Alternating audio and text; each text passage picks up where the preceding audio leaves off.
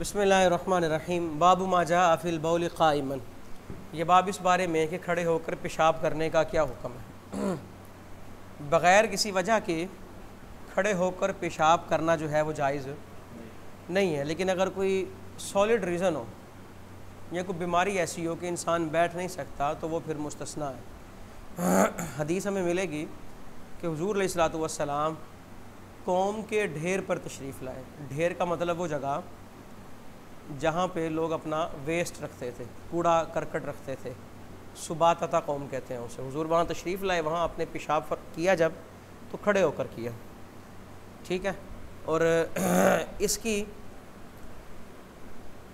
شرح محدثین یہ کرتے ہیں کہ دو وجوہ تھی جن کی وجہ سے آپ کھڑے ہوئے، ورنہ کھڑے ہو کر کرنے کی اجازت نہیں ہے۔ پہلی وجہ یہ تھی کہ وہاں گندگی بہت تھی، اگر بیٹھتے تو کپڑوں کے آلودہ ہونے کا اندیشہ تھا، اور ایک وجہ یہ بھی بیان کی ہے کہ حضور علیہ الصلوۃ والسلام کی کمر میں کچھ تکلیف تھی جس کی وجہ سے آپ بیٹھ نہیں پائے اور آپ نے وہاں پہ کھڑے ہو کر پیشاب کیا۔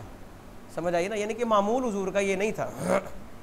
دیگر روایتیں جس طرح یہ پہلی روایت آ رہی ہے، اما عائشہ رضی اللہ تعالیٰ عنہ کہتی ہیں من حدثکم ان رسول اللہ صلی اللہ علیہ وآلہ وسلم بال قائما فلا تصدقوا، جو تمہیں یہ حدیث سنائے کہ آپ نے کھڑے ہو کر پیشاب کیا تو اس کی تصدیق نہ کرو۔ ما کانا یبول الا جالسا، حضور جب بھی پیشاب کرتے تو بیٹھ کر ہی کرتے، یعنی کہ معمول آپ کا یہ تھا، معمول یہ تھا۔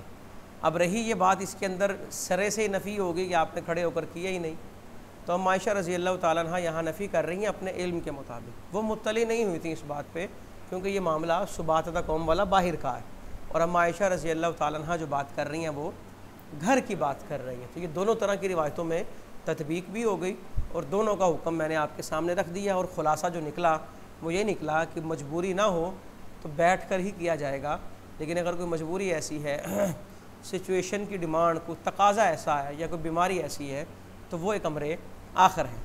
حضرت حذیفہ رضی اللہ تعالیٰ عنہ سے مروی وہ کہتے ہیں اتى النبی صلی اللہ علیہ وآلہ وسلم سباتۃ قوم فبال قائما، یہ وہ روایت آ گئی کہ قوم کے ڈھیر پہ تشریف لائے، فبال قائما ثم دعا بماء، پھر آپ نے پانی منگوایا، فجئتہ بماء، تو میں پانی لایا، فتوضأ، آپ نے اس سے وضو فرمایا۔ آگے دیکھیں حضرت عمر رضی اللہ تعالیٰ عنہ کہتے ہیں ما بلت قائما منذ اسلمت، جب سے میں مسلمان ہوا ہوں میں نے کھڑے ہو کر پیشاب نہیں کیا، یعنی کہ معمول یہی ہے سب کا، اور حضور کا اسوہ بھی یہی ہے کہ کھڑے ہو کر پیشاب کرنے میں بہت سی قباحتیں ہیں۔ نمبر ایک یہ کہ چھینٹوں سے انسان کا بچنا مشکل ہوگا، نمبر دو یہ ستر عورت کا لحاظ رکھنا بڑا مشکل ہوگا، بے پردگی بڑی ہوگی، اور یہ جانوروں سے مشابہت بھی ہے۔ سمجھ آئی نا، تو بہت سی وجوہ ہیں جن کی وجہ سے نہیں کیا جائے گا۔ ہاں اگر کوئی استثنائی صورتحال آ گئی ہے وہ ایک امر آخر ہے، تو ان چیزوں کو آپ نے ذہن میں رکھنا ہے۔ باب ما جاء فی البول المنتقع، منتقع کہتے ہیں جس کو کسی برتن میں رکھا گیا ہو، یعنی کہ گھروں کے اندر بیت الخلاء تو نہیں ہوتے تھے اور اب ہر وقت باہر جا نہیں تھے سکتے، تو پخانہ کے لیے تو چلے جاتے تھے باہر، لیکن پیشاب کے لیے کوئی برتن رکھے ہوتے تھے گھر میں، گیلن برتن وغیرہ کوئی چیز، اس کے اندر اس کو رکھتے تھے، پھر اس کو بہا آتے تھے باہر جا کے جب جاتے تھے، کیونکہ پیشاب کی انسان کو حاجت بار بار پڑتی ہے، اور پخانے کی حاجت دن میں ایک دفعہ پڑتی ہے، اور پیشاب بار بار انسان کو آتا رہتا ہے، تو گھروں کے اندر برتن رکھے جاتے تھے جو بنے ہی اس لیے ہوتے تھے۔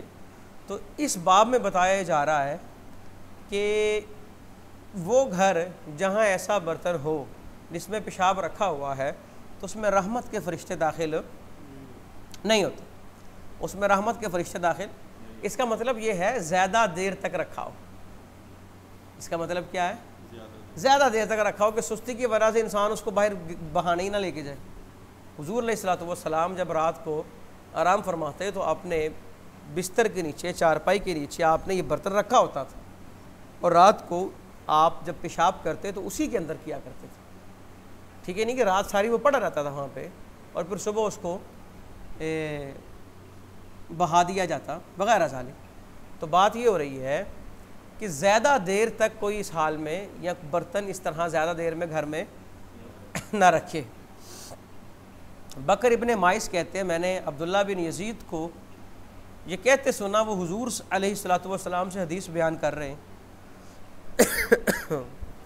کہ آپ علیہ الصلوۃ والسلام نے ارشاد فرمایا گھر میں کسی تشت کے اندر پیشاب کو جمع نہ کیا جائے۔ جمع مطلب کیا کہ پڑا ہی رہنے دو، رکھا ہی رہنے دو، کیونکہ فرشتے اس گھر میں داخل نہیں ہوتے جہاں پر پیشاب کو جمع کیا گیا ہوتا ہے، اور تم میں سے کوئی بھی پیشاب نہ کرے اپنے غسل خانے میں جہاں وہ غسل کر رہا ہے۔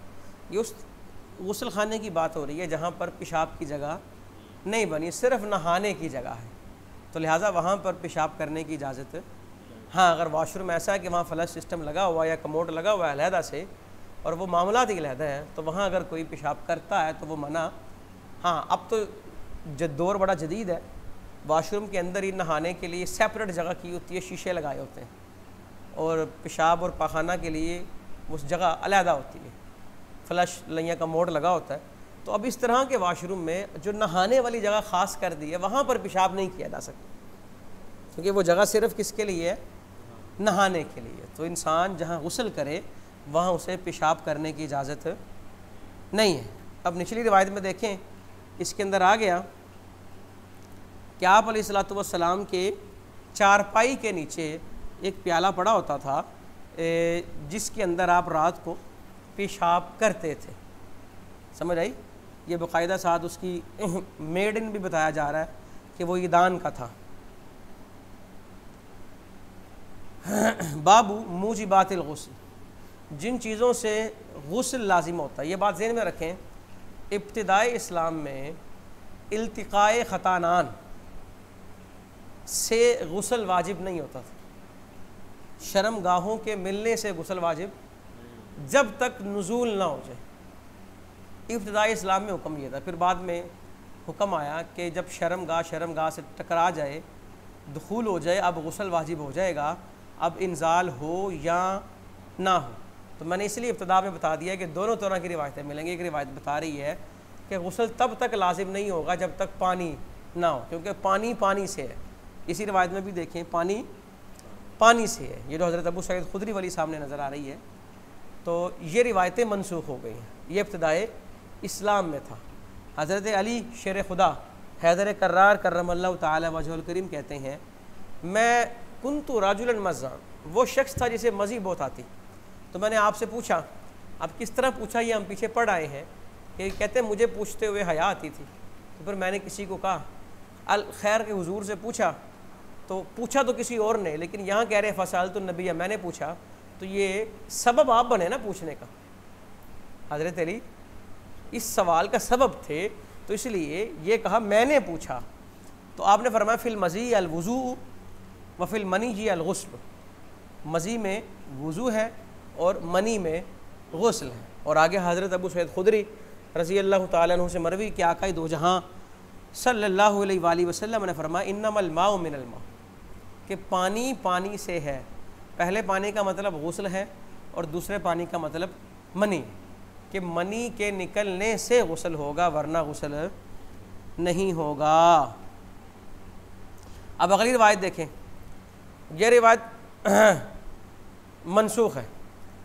اتبان بن مالک انصاری کہتے ہیں میں نے عرض کیا اللہ کے نبی، میں اپنی زوجہ کے ساتھ تھا، میں نے جب آپ کی آواز سنی تو میں پیچھے ہٹ گیا اور میں نے غسل کیا، تو آپ نے فرمایا الماء من الماء، یعنی کہ غسل کی حاجت نہیں تھی جب تک کہ نزول نہ ہوتا۔ یہ روایت منسوخ ہے۔ حضرت ابو ہریرہ رضی اللہ تعالیٰ عنہ سے مروی کہ آقا دو جہاں صلی اللہ علیہ وآلہ وسلم نے فرمایا اذا جالس بین شعبہ الاربع، جب کوئی یہ اس کا معنی یہ ہے اپنی بیوی سے دخول کے لیے آ جائے، ثم جہدہ، اور وہ دخول کر لے۔ یہ ذرا الفاظ استعمال کیے جا رہے ہیں، یعنی کہ اس کے چار زانوں کے اوپر آ کے بیٹھ جائے، ٹھیک ہے، اور پھر کوشش کرے۔ مطلب کیا؟ جب کوئی بیوی سے لہو و لعب کرتا ہوا دخول کے لیے آ جائے اور دخول ہو جائے، فقد واجب الغسل، اب غسل لازم ہو گیا۔ اور اسی روایت میں آگے دیکھیں امام مسلم اور امام احمد نے اضافہ کیا اس جملے کا اگرچہ اسے انزال نہ ہو، یعنی کہ یہ روایت ناسخ ہے اس روایت کے لیے جس میں کہا الماء من الماء، کہ دخول ہو گیا تو غسل اب لازم ہو جائے گا۔ اگلی روایت بھی اسی طرح مس الختانان الختانہ، کہ جب شرم گاہیں مل جائیں، یعنی کہ جب بیوی کے اوپر آ جائے اور شرم گاہیں مل جائیں تو غسل واجب ہو گیا۔ مطلب کیا اس کا کہ بیوی سے اس نے دخول کر لیا تب غسل اس پر واجب ہو چکا ہے۔ حضرت عبد الرحمن بن عائد کہتے ہیں کہ ایک شخص نے معاذ بن جبل سے پوچھا ان چیزوں کے بارے یوجب الغسل من الجماع، جماع میں جو چیز کرے تو غسل لازم ہو جائے، وانی الصلاۃ فی الثوب الواحد، اور ایک کپڑے میں نماز کے بارے، یعنی کہ کسی کے پاس دو کپڑے نہ ہوں، دو کپڑوں کا مطلب قمیض اور شلوار دونوں نہ ہو، ایک ہی چیز ہو، ایک کپڑا ہو، اسے اوپر باندھ سکتا ہے یا وہ نیچے سے باندھ سکتا ہے، تو وہ ایک کپڑے میں نماز کیسے پڑھے؟ وان ما یحل من الحائض، اور حائضہ عورت سے کتنا ریلیشن رکھ سکتے ہیں اور کتنا، یہ اگر بیوی کو حیض آ جائے تو اس کے کتنے قریب آیا جا سکتا ہے اور کتنا قریب آنا منع، یہ 3 سوال پوچھے۔ تو حضرت معاذ کہنے لگے میں نے یہی سوال حضور سے پوچھے، تو آپ علیہ الصلوۃ والسلام نے جواب ارشاد فرمایا، یہ لفظ و نشر مرتب ہے، جب شرم گاہ سے مل جائے فقط واجب الغسل، اب غسل واجب ہو گیا، یعنی کہ اب انزال کا ہونا ضروری نہیں، اور اگر شرم گاہی نہیں ملی انسان لہو و لعب جتنا مرضی کرتا رہے، اس سے صرف وضو واجب ہوگا۔ وضو اس لیے واجب ہوگا کیونکہ اس سے مزید جو ہے اس کا خروج ہوتا رہتا ہے۔ محمد صلاۃ فی الثوب الواحد فتوشہ بھی، توشہ کو سمجھیں ہوتا کیا ہے؟ اگر ایک کپڑے میں نماز پڑھنی ہو تو اس کو دوسرے کندھے سے، پنجابی میں کہتے ہیں بکل مار لیں اس کی، یعنی کہ اگر دونوں کندھوں سے لٹکا دیں گے تو یہ سدل ثوب ہو جائے گا، ایک کندھے پہ رکھ کے اس کو دوسرے کندھے پہ فولڈ کر لیں، بکل مار لیں اس کی، تو پھر اس میں آپ نماز ادا کر لیں۔ اور جو حیض والی عورت سے ریلیشن جتنا حلال ہے وہ یہ ہے منہا ما فوق الازار، تہبند کے اوپر سے، تہبند کے اوپر سے، اور ہمیں دوسری روایتوں میں ملے گا ما بین سرہ الی الرکبہ، ناف سے لے کے گھٹنوں تک کے علاوہ استمتاع کر سکتے ہیں، اور اس کا استمتاع نہیں کر سکتے۔ اور اس حدیث کی راوی اما عائشہ رضی اللہ تعالیٰ عنہا کہ آپ علیہ الصلوۃ والسلام فرماتے تھے کہ یعنی کہ جب آپ کو حیض آتا ہے تو حضور علیہ الصلوۃ والسلام ما بین سرہ الی الرکبہ سے ہٹ کے یا فوق الازار آپ استمتاع فرماتے، لیکن اما عائشہ رضی اللہ تعالیٰ عنہا نے ساتھ اس حدیث کے بعد کیا فرمایا کہ تم میں سے کون ہے ایسا جو اپنے آپ پر ایسا قابو رکھتا ہو جتنا قابو حضور کو اپنے آپ پر، یعنی کہ تم اتنا قابو نہیں رکھ سکتے۔ اور اس میں بھی وہی آگے بات آ گئی وَاسْتِعْفَافُهُ عَنْ ذَلِكَ أَفْضَلُ، کہ حضرت معاذ کہنے لگے حضور نے فرمایا کہ اس سے بچنا ہی بہتر ہے، کیونکہ اگر جو نہیں بچے گا تو عین ممکن ہے، وہی بات آ گئی جو چراگاہ کے کنارے چلتا رہے گا، عین ممکن ہے وہ چراگاہ میں داخل ہو جائے گا، جب مشتبہات سے نہیں بچے گا عین ممکن ہے وہ حرام میں داخل ہو جائے گا، تو لہٰذا اس سے بچنا ہی بہتر ہے۔ انسان کے بس میں تھوڑی رہتا ہے جب کوئی معاملات ایسے ہو جائیں، شہوت غالب ہو جائے، پھر وہ اللہ کی حد کو توڑ دے گا اور حرام کام کا ارتکاب کرے گا، لہٰذا بہتر ہے استعفافہ عن ذالک افضل۔ اب یہ وہ روایت آ گئی جو صراحت ہے اس مسئلے میں۔ ابی بن کعب رضی اللہ تعالیٰ عنہ کہتے ہیں یہ جو فتویٰ جو لوگ کہتے ہیں نا کہ الماء من الماء، یہ در حقیقت رخصت تھی جو حضور علیہ الصلوۃ والسلام نے اسلام کی ابتدا میں دی، ثم امرنا بالاغتسال، پھر آپ نے ہمیں غسل کا حکم دے دیا، یعنی کہ پانی نہیں بھی نکلا تو آپ علیہ الصلوۃ والسلام نے ہمیں کہا شرم گاہیں جب مل گئی ہیں تب غسل لازم ہو چکا۔ حضرت ام سلمہ رضی اللہ عنہا، ان کا نام تھا حضرت رمیسہ، کیا نام ہے جی ان کا؟ رمیسہ۔ یہ حضرت ابو طلحہ رضی اللہ تعالی عنہ کی حضرت ام سلمہ بیان کرتی ہیں کہ ام سلیم جو ہیں، ام سلیم کا نام حضرت رمیسہ ہے، یہ تھوڑا سا مغالطہ لگ گیا مجھے۔ حضرت ام سلیم کون ہے؟ یہ حضرت ابو طلحہ رضی اللہ تعالیٰ عنہ کی بیوی ہیں۔ اچھا، اور ان کے حوالے سے بڑی مشہور روایت بخاری میں درج ہے، کہ میں صرف اس لیے سنا رہا ہوں تاکہ اس دور میں یہ بات واضح ہو کہ بیوی کا کردار کیا ہوتا ہے۔ ابو طلحہ کہیں جانے لگے نا، ان کا ایک بیٹا بڑا علیل تھا، یہ خلاصتاً عرض کر رہا ہوں آپ کو میں. تو وہ چلے گئے. جب واپس آئے نا، واپس آنے کا وقت ہوا، تو واپس آنے سے کچھ دیر قبل ان کا بیٹا فوت ہو گیا. تو حضرت ابو طلحہ گھر آئے، پوچھنے لگے حضرت ام سلیم حضرت رمیثہ سے کہ